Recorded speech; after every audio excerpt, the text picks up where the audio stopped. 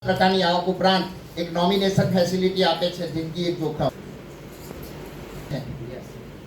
આપણે દરેક વ્યક્તિ પરિવારની જરૂરિયાતો અને સપના પૂરા કરવા માટે ભાગી રહ્યા છે કે નહીં ભાગી રહ્યા? હા યા ના? એક પરિવારની અંદર એક કમાનાર વ્યક્તિ જેના હિસાબે ઘર ચાલતું હોય ને એને પણ કહેવામાં આવે છે. મોભમાં સમજાય છે ને? પરિવારની અંદર એક પરિવારનો મોહ પોતાના પરિવારની જરૂરિયાતો અને સપના પૂરા કરવા માટે નથી જોતો તડકો, નથી જોઈ ઠંડી, નથી જોયું ચોમાસું. પરિવારની જરૂરિયાતો અને સપના પૂરા કરવા માટે કોઈ મોજ-શોખ ભૂલી જાય છે. પરિવારના મોજ-શોખ માટે એ પોતાના મોજ-શોખ ભૂલી જાય છે. આ સાહેબ ઉદાહરણ તરીકે છે, ડોક્ટર છે, વકીલ છે, એન્જિનિયર છે, હું તો કહું છું એ ખેડૂત છે, અથવા તો કોઈ ફેક્ટરીના મેનેજર છે, અથવા તો કોઈ ફેક્ટરીના માલિક છે. સાહેબ સવારે આ સાહેબ ઘરેથી નીકળ્યા ત્યારે એમના પરિવારને કઈ નીકળ્યા હતા? તાળી ના પાડતા આવ્યો. કઈ નીકળ્યા છે આ સાહેબ? તો બેટા હું આજે ઘેર નહીં આવું, સાંજે એના વાઈફને કીધું હશે તો હું આજે ઘેર નહીં આવું, એના મમ્મી પપ્પાને કીધું હશે. સાહેબ એક પરિવારની અંદર આ વ્યક્તિ સવારે ટિફિન લઈને નીકળે છે, પોતાના પરિવારને ગરમ ખવડાવવા માટે એ ઠંડુ ખાય છે.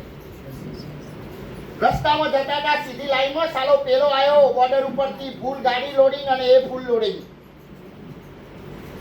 સાહેબને ઠોકે ત્યાં તે એક્સપાયર થઈ ગયા છે. લાખ રૂપિયા પગાર હશે, સવારે નોકરી જતા હતા. શું કાલ સવારથી અમને 50,000 પગાર આપશે એમની કંપની? 25,000 લાસ્ટ લાઈન છે. સર એક પરિવારની અંદર એક કમાનાર વ્યક્તિ દુનિયા છોડે ત્યારે પરિવારની હાલત થાય છે.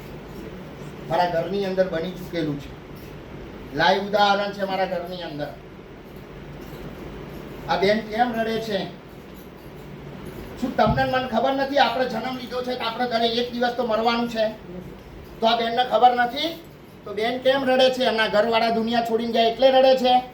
ના, એ બેન રડે છે એટલા માટે જ્યાં સુધી જીવતા હતા ત્યાં સુધી અમારા માટે નથી તાપ, નથી તડકો, નથી ઠંડી, નથી ચોમાસું જોયું, નથી કોઈ લગન પરણ હરખી રીતે જોયા.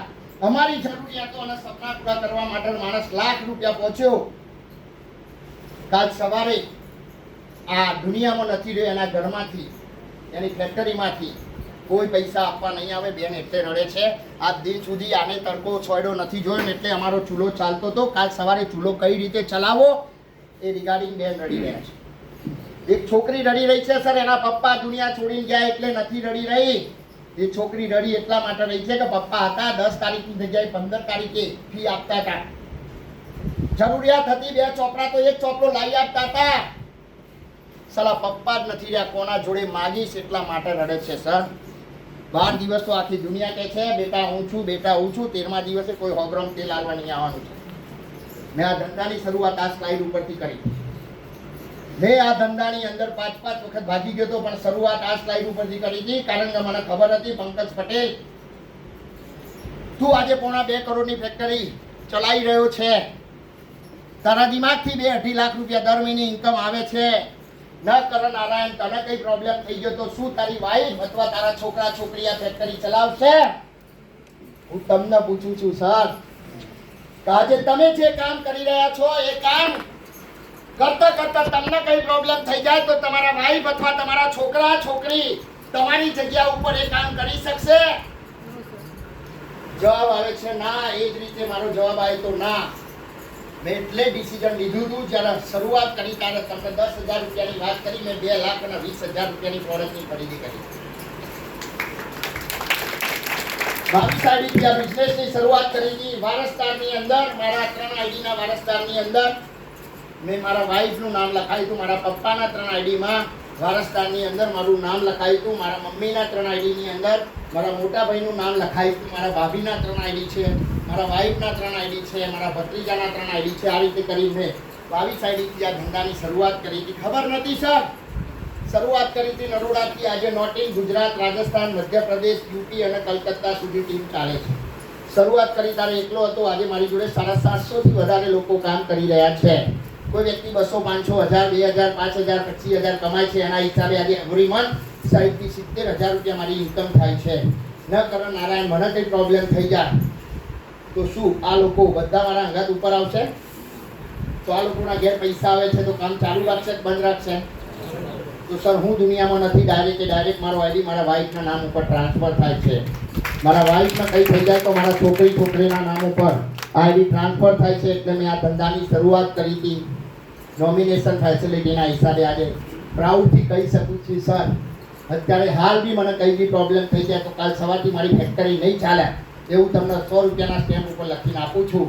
પણ માય લાઈફસ્ટાઈલની અંદર આ 600-700 લોકોની જે ટીમ બનાવી છે એમાં 5-25 લીડરો છે. લીડરો પોતાના પરિવાર માટે કામકાજ કરી રહ્યા છે, એટલે મારા વાઈફનો પછી 50,000, 60,000, 70,000 રૂપિયા માટે કરી કોઈની જોડે હાથ નહીં લંબાવવું પડે એ સેફટી અને સિક્યુરિટી માય લાઈફસ્ટાઈલ આપે છે, એટલે મેં ડિસિઝન લીધું. સર આ છે લાઈવ નોમિનેશન ફેસિલિટી. અમારા પપ્પા છે, મારા પપ્પા છે 86 વર્ષની ઉંમરે એક્સપાયર થઈ ગયા. 86 વર્ષની, ભણેલા નથી, એક પણ ધોરણ ભણેલા નતા. 50ની નોટ આલું તો 500 ની સમજે, 500 ની આપું તો 50 ની સમજે.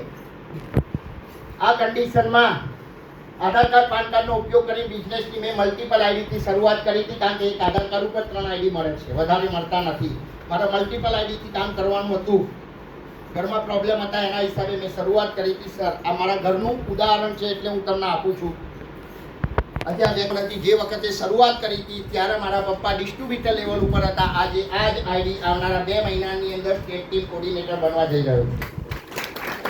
17,50,000 બીવીથી વધારે મેચિંગ થઈ ચૂક્યું છે. હવે એના 17,50,000 બીવીના 12% ગણશો ને એટલા પૈસા તો આ વ્યક્તિ દુનિયા છોડ્યા પછી મારા ખાતામાં નાખી દીધા છે. સમજાય છે? આ છે રિયલ નોમિનેશન ફેસિલિટી. આનાથી બી વધારે રિયલ નોમિનેશન ફેસિલિટી છે, જે આજે બહુ મોટી રિયલ નોમિનેશન ફેસિલિટી છે. સીઝર નાયર સર બરોડાના છે, ગાંધીનગર એરપોર્ટની અંદર કામ કોઈએ ધંધો બતાવ્યો, એરપોર્ટની નોકરી છોડી દીધી, full time my life time કર્યું, 6-7 વર્ષ કામ કર્યું, ડાયમંડ લેવલ ઉપર પહોંચ્યા. અચાનક ભગવાનને ના ગમ્યું એમના દુનિયામાંથી આઈડી યમુનાબેન સીઝરના નામે ટ્રાન્સફર થયો. જ્યારે 15 થી 20 લાખ રૂપિયા ઇન્કમ આવતી હતી, આજે 7-8 વર્ષ થઈ ચૂક્યા છે. સીઝર નાયરનો આઈડી આજે ડાયમંડ ઉપરથી બ્લુ ડાયમંડ ઉપર પહોંચેલો છે. સર આજે આ સાહેબનો આઈડી આમના નામે ચાલે છે. યમુના સીઝર નાયર 35 થી 40 લાખ રૂપિયા દર મહિને આવે છે. આ છે ગાંધીનગરની આન બાન અને શાન, અમારા ગુરુ છે જીકે પટેલ સર. બહુ બધા ધંધા હતા, આજે 2.5 થી 3 લાખ રૂપિયા ઇન્કમ આવે છે. આ છે ભીખાભાઈ પટેલ, જે આજે દુનિયામાં નથી. એમનો શ્રાવણ પટેલ છોકરો 3.5 થી 4 લાખ રૂપિયા દર મહિને આવે છે. અને આ છે મિતુલભાઈ ઠાકોર, જે આજે દુનિયામાં નથી. એમના પપ્પાના નામે ટ્રાન્સફર થયો. સર આજે 1.5-2 લાખ રૂપિયા ઇન્કમ આવે છે. આ હતી રિયલ નોમિનેશન ફેસિલિટી. અને આ હતું મારું પ્રેઝન્ટેશન. જિંદગી બે રીતે જીવી શકાય છે, જે પ્રમાણે ચાલે છે એમ ચાલવા દો. સહન કરતા જીવો અથવા જિંદગી બદલવા માટે જવાબદારી ઉઠાવો. સર આ બિઝનેસની અંદર જો રિયલમાં કામ કરવું છે તો લાસ્ટમાં માઇક મૂકતા પહેલા એક જ વાત કરીશ. આ ધંધો તમે જોયો છે, ડિસિઝન તમારે લેવાનું છે, કોઈ પૂછવા ના જતા. બરાબર છે ને? એક જ વાત કરું છું ને, પૂછવું છે ને તો અત્યારે હાલ આંખ બંધ કરી દો બધા, 1 મિનિટ માટે આંખ બંધ કરો. નવા લોકો આવે છે, પૂછો, 4 લોકોને પૂછો અત્યારે હાલ. યાદ કરો એ 4 લોકોને કે હું આના પૂછીને આ ધંધો કરી. એ પાર્ટી તમને ના જ પાડશે. પણ એવું સમજી લો કે તમે આજે થતા રહો છો, એ 4 માંથી એક પણ વ્યક્તિ તમારે ઘેર 5,000 રૂપિયા આપવા માટે આવશે? જવાબ આવે છે ના. તો હું તમને ગેરંટી આપું છું, આજે જે વ્યક્તિ જોડે આવ્યો છે એના ઉપર ભરોસો રાખીશ. ફોર્મ સાઇન અપ કરાવો, જે ગ્રુપની જે સિસ્ટમ ચાલે છે એ પ્રમાણે કામ કરો. 5 વર્ષ તમારી નીચે આવવાવાળા 4 લોકોની જિંદગી બનાવવા માટે તમારા સપના ભૂલી જાઓ. સર એ 4 લોકોના સપના માટે 5 વર્ષ કામ કરો. જે દિવસે તમે દુનિયામાં નથી રહેતા ને 4 લોકો તમારી 7 પેઢીની જિંદગી બનાવશે.